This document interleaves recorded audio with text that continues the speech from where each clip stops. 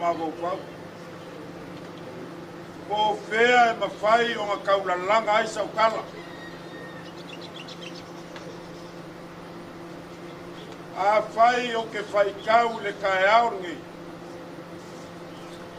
I le usunga maria koa ui kualangi. Ngā usu ai a ngā koloa i ao le langi. O ngā maua leo le kama o lauli. O ngā usu mai leo lauli. Ia ngau ma le ku. O ngā maua leo le kama o whalfaku. O ngā usu leo whalfaku ia vai makasa lau kele. O le awhawhingi o asi lea. O ngā maua leo a koa ma fwoi poru. Sa ngā ngai muli. Ma le kama o la amal folasa. Wa kau kupula o ngapa. A e mai a koa o le mani a koa o susu mai. A e kuasi o le mani a koa o susu. Mo koe roko lea mo pesini aku ia fui maongo lea. Lokako wa inga lea whawhale ali. E maa fua la ukala lea. E le koe inga o le inga ngei e ngoi a whale whanga le pule. Ngā usu le lo makua e ngoi a maunga. O le a whawhigi o whonkiva i niu whale a punga. O ngā maua i leo le keingi i ngoi a kingo fili. O kingo fili le ngā. Ngā usu a kei le koe inga sarua whaka. E ngoi a kale ka inga fia vivingi. O ngā maua leo le keingi i ngoi a ingo whaiva. Ngā kau iai le usunga a sokasi. Ukuola. O ngā maua leo simi. O le keingi o suka. I o kunga le skegi. O isi ngā suli. O le suafa whale a whanga ma le ainga nge. Wa umalau. O le kae ao ngei. E le koe ka whalupea upu. O le kako kui ngofu. Wa e whasua i kula o la au. Wa uku pupu a wala u whaukanga. A o se lala whanga. A wasi gawe mauro mkokua. O whapea fōi ka wese mamuri vai. Malmalai maka ngofie. O lea ua ao aku le kawa mamoanga loa. E whapea fōi ma ke au ma kia al moli. Se ia pa ia lava le kau paka o ainga. A se lala whanga usoli man makua. Sua i alo le mani e koa. Ia o mamalu ia wale whaukanga a koa. La ke se whakuvanua. O le alo mani e koa. A ao ga sisi le polo le whare sangaunga. O ngā e se mai le ke sufa whale upolu. A wale vangu ngofo man whare kolu. Whapea fōi vai o lepa manu lako rua kusama. Ua kōle kimu ma ua ka where ka wafi. Ua ngā se koko le māsinga ma ua mafuri le la. Le pala whianga iai o le whianga ia mangula. Ma le sunga i le alo ma lia koa. Se sila sila ua wheso o kai ia inga. Ua wheso o kai lo kako ngafua. Awai foi ma kou ke whape aku. Wala ngia le maoka i olu ke le ma puru maukau. O le whare ngiu ma le whare koi. Ao ia le si ua moa. Ngā susu mai le makua whokangu. Ao se leo la whanga. Awai la ua ia lua kula ngiu a kua. O kama ngā wha leo. I le kupua i le lunga fufu. Whape foi lo usoli i man kawhia. Whare konu ali man whao li man makua whaukangu. Sunga ni vivi ka mai. Al mamalu le ngofo kua inga ia sabu whaka. O lea so. O lea ua kakala le konga leo le lau ka muka whea le mali e koa. A whai foi o ke whape ako le angia ngea. Ale kuia kua. A wakanga lobe sa polkele man makua whaukangu. O le angia ngea wakala. O le se legi pa ia ua ukaua ao iai, o maria i whaalalu. E mako ke le iloa pe whape i. Le kau kua kula e paala I malo e mane malo. I lau ko wainga. Ai e misal kai au, misal au uli, misal po. Tuli aku, tuli mai. Ioi. A uma kuri aku, kuri mai ngai, kuri oi, fale ula. Ia fale ula le nga uma mai, ai longa soifu. Pelea. Pat kai kele lava le farkua sunga le toina malolo mang malo. Ia ngomako fa pelea. Kako oi, ia ka pupua so fa pegei. Lela mako kam fayak.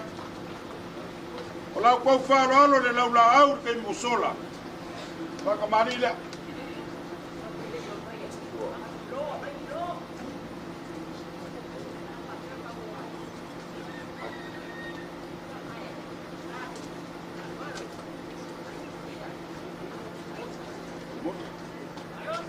Ai lolo ngamba nung kavai la eili e palang.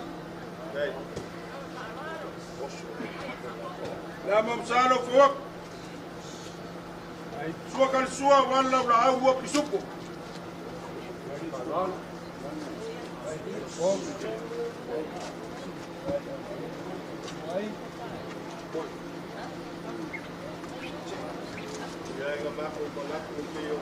Ya, compadre, foi que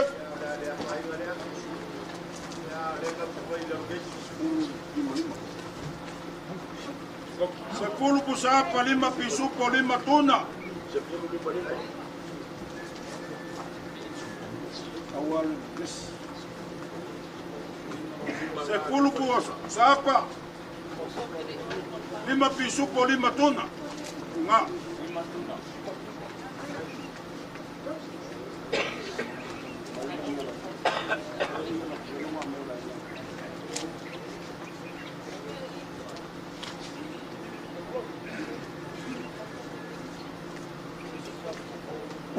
Kale ilo ko inga foi ye me ol sanga popo malanga fa me vale ya ko inga sa kausu ese la komea uyolea le suma sunga fa fenga ngai me ba ko paulo fa kamarila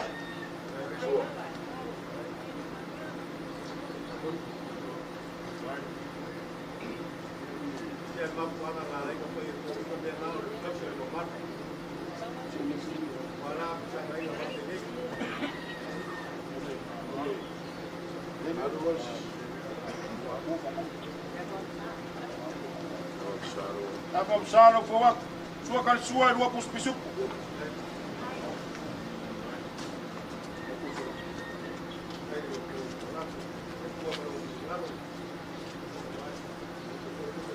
Ora ko faler sunga fa pengai ngai kor selo kala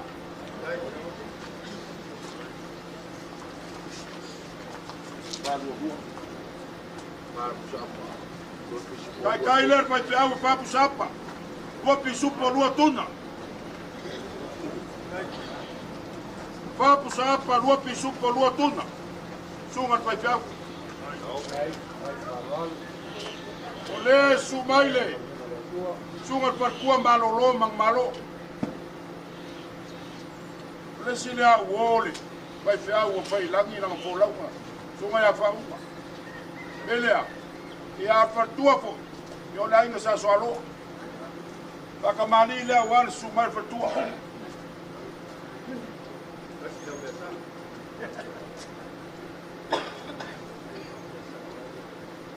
Isbia voy a cola vai per makoraek Yo o le alma ma fe lele be nunga po uma ka Sama sanga o fo wa ko se lo kala ko fa fartua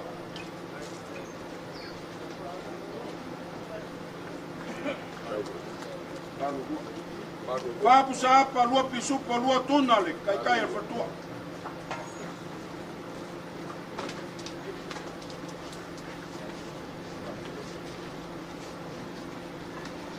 Le sumal makua fokang Baka marile sumal fokang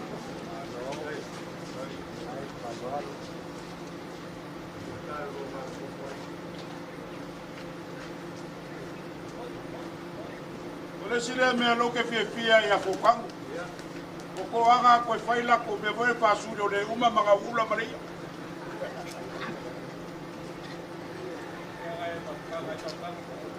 tua kan sua dua pisupo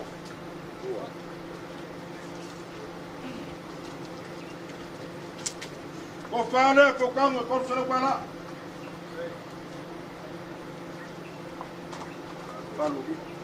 papu sapa lua pisupo lua tunale vai kaya fokak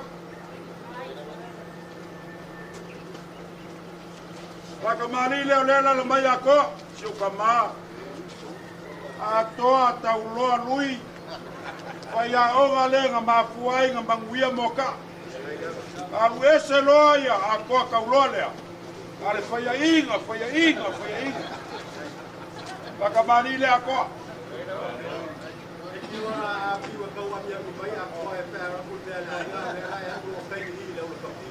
Waka mani nga ako. Namam salo fawak. Mga kuar kanga yang ngaruenga. Yang awalum fanga wa kuale. Kala ngo yen lagi. Ko pisu por fak mari. Ko falo ako ko sero kala.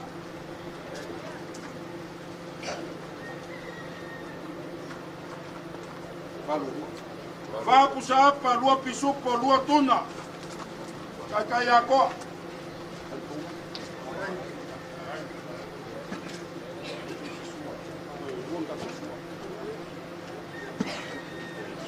Ako.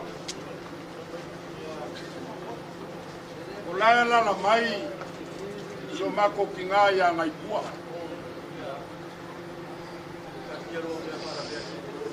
Ela la mai so mako kingaya ngai pua. Lea ngai, ai sila ako. Na mawalol kamaleo ako sim. Ako sim. Saule kama ya ako le so ngofu. E kasiar kanga uru mai lo mangaba ngal kenge ngai pua. Pakamani le ai. Mako kinganga ngai pua.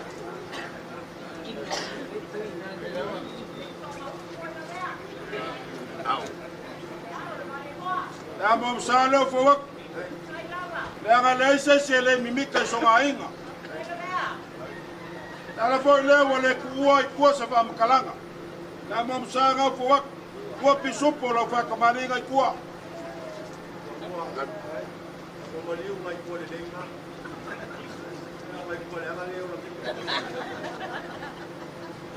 Ko fale ngai kuwa ko sala kwara.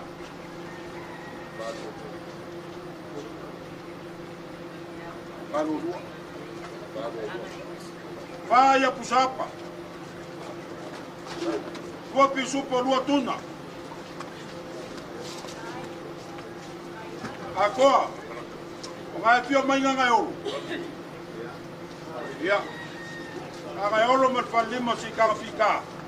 E a pio aku sale ukele. Pakamani le ngai olo. Aí falou.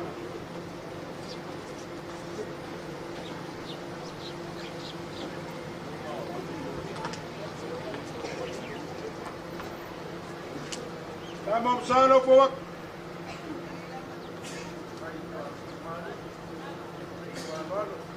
Olha sua kan sua lua pisupo.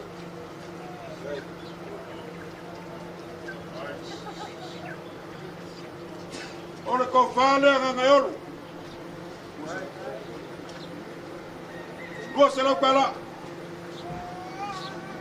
Papi supa, papu sapa, dua pisupa, dua tuna.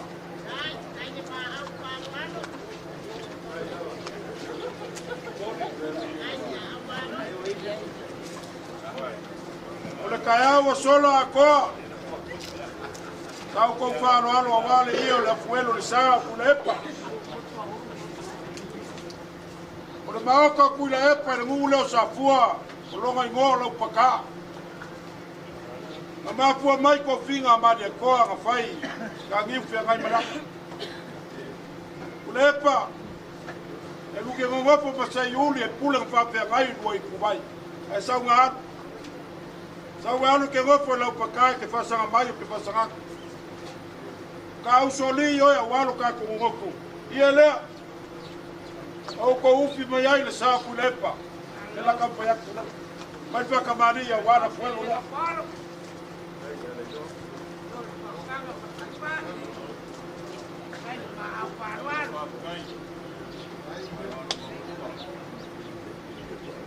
Ama usalo fo wak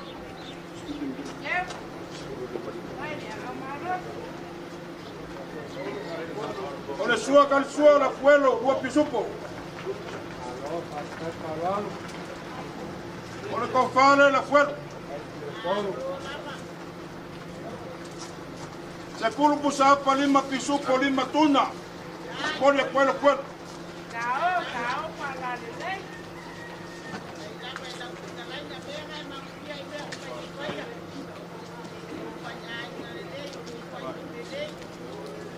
Ole fau kanga kakala le kaiao ni. Wa malia le falong. Wa malia le vai. Fa pe kai kele lava lo ko wa lofa. Alo lofa ya fiki fiki le. Pale la ma kukanga makuila epa. Kama lo ngai ngo ala I malo. Nga ala mai lava malo. Fai kuringa ma fiki. Afa mai foi malo. Fai kuringa ma fiki. O lau ko si fa lo mai. La kampo ya kulai. Lau ko fa kamarila. No.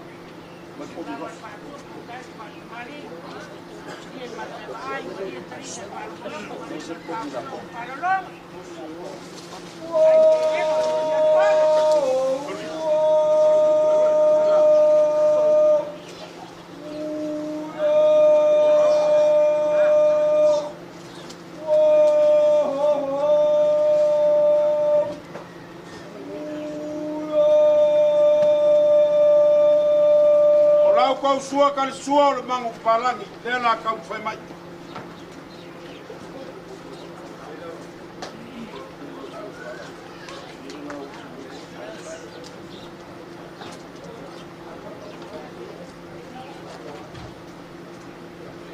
Ako ole le ngai o longa ngo uma.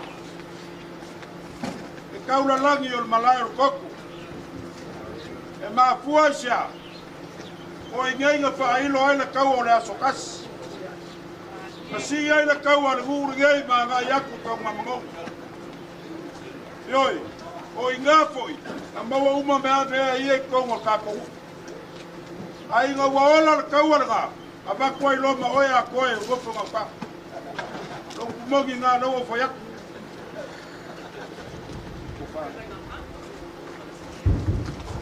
O whale lo kako ai.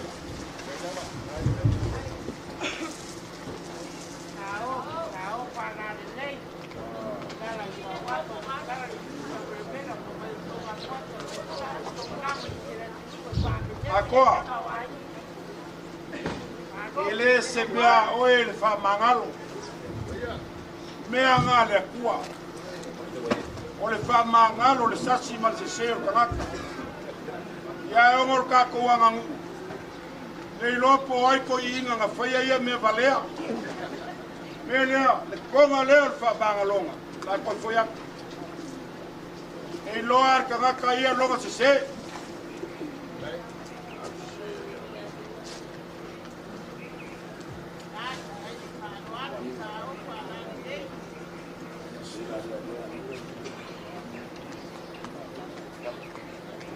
Lenga fe kalai le konga la minga. Wa sila mana na lolangi o kama makau le o la inga. Ya, o le la o fa piki sa kap. Yoi. Konga le la minga la ko foyak. Awa ko ke popole. A ngopo piki gei o fia waku mana ngapangau. Wak asi mai asi. Yoi. Leanga o le papinga lea, o piki, o le pionga ya mangula, o lea o ki ai kule epa yo gani. Lea, E open the door, le mea ngā. Ioi. Walk outside, come inside.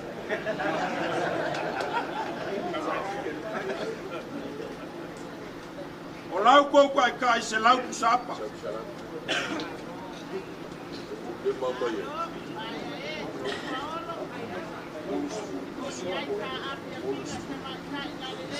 E se lau le kusapa leo lau kou kai kai. E kolu se fulu le pusa pisuku. Kolu se fulu le pusa tuna. Vale se fulu pusa moa. Vai kau ia ko le se lau.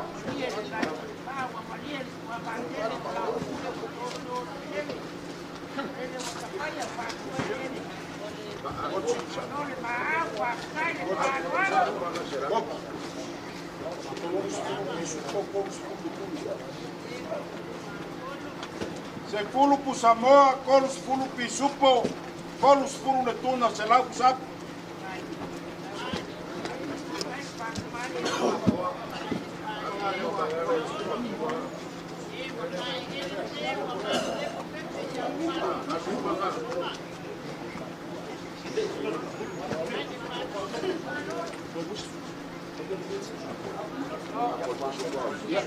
Agora,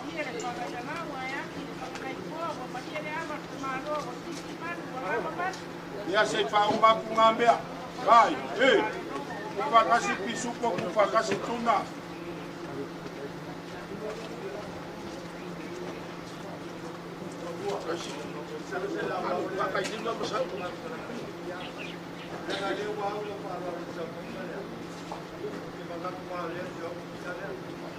Vai, vamos kia, kia. Oi que pode. Te fa uma kumelea. O aso fa penge ya ko. O aso ilo ai mo me wainga. Ale ai foi se kamari e kia la ko dalo. E kia la fi la lo fa ma ko les kamari. Asia, la no le ka ku uma. Au ku uma. Sa nga mea ma me fai. E ala ku le palea. Yoi, o le ar pai nga fara pe lave o la inga nge fai. Mai ku le epa, mankua ku le epa, ia ka iron sua ku le epa. O loko pase se le sundu ape. Ongo ape le la kama fayak. O le sila ongo ape.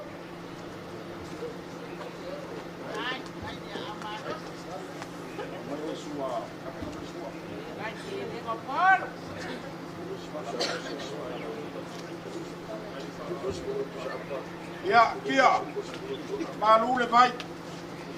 Pasalo wa ngalo nga e babe fa mangaku wange ya akoa. Nanga wa seelo ma fau le pese anga po. Wa kwa o ma ko fa longo le sa u pese nga manga ya. Ka wa pese le aka ngwa mango. Ele lei mo mua. Ai o le lei o lo ko fa fe awo po as. O ma fu ai nga manga ya. Ia ko palasi ku lo fa pese ya. Aloi mako apa u hoko. Ioi, vai o pese ao siva fo ia fa un pongei. Pelea. Yo mea ngaka ke mimika. Ioi, ia kia.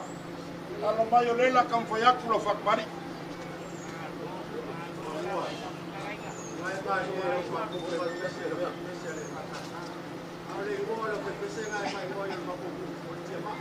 Tiama.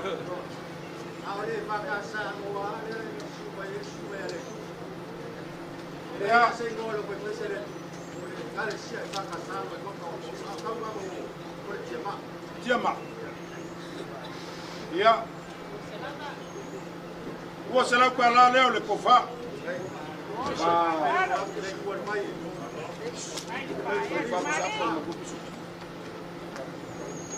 Kai le akia. Papo sapa lua pisupo. Lua pisupo. Sabe lua pisupo. Daro lua. Oi ai.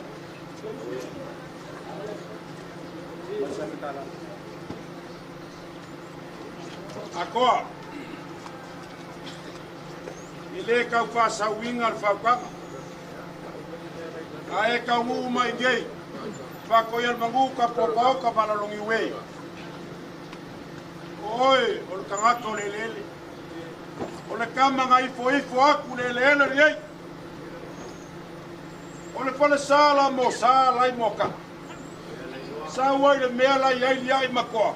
Ele umanga o ako kuki. Tenga koe whai e whasā. Ioi, mako la iki mai e o ngei nga lau a koe le maae. Ake whasā la. Ele malam lamai ko kelo makai langa la iki mo kua makai. Elea, afe ka laro lafu.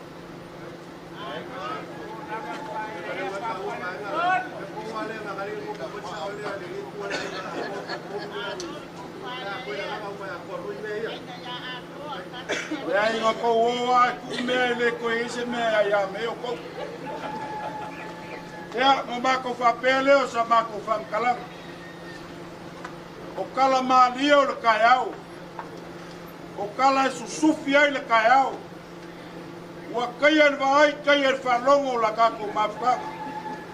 E leo se masa nginga whakua whai. Aisea, ua lewa o kausialinga i kua i ala vea o mako kama. A mafukanga e mawhangawhanga o lea sumai pokak. O a wolesi makai sa wafaka. O le foi e la laku kangalo makua. Sumai a koa. Kama kauloa. Yo le sia le lo kama.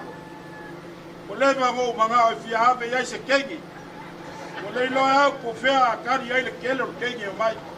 O le vanga fai langi fo langa o kausi.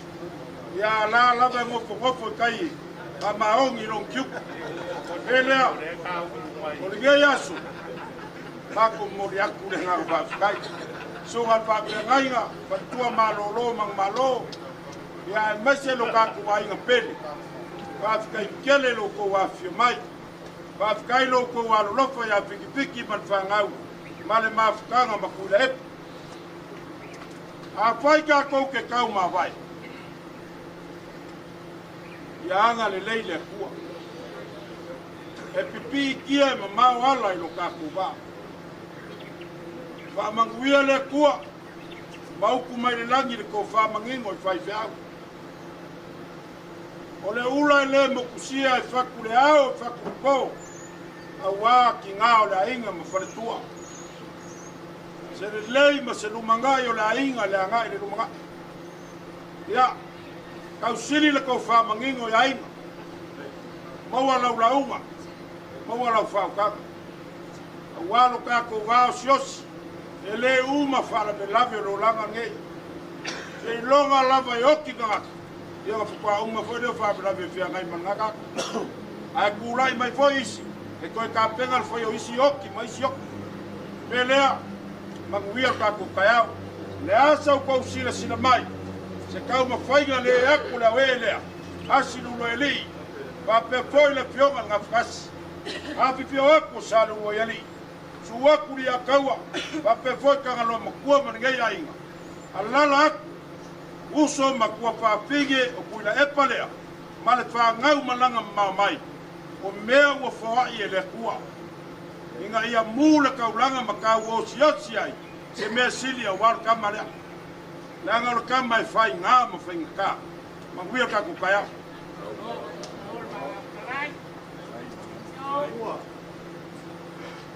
A umi kai au nei karai ngau. Koe a wha ua le koe.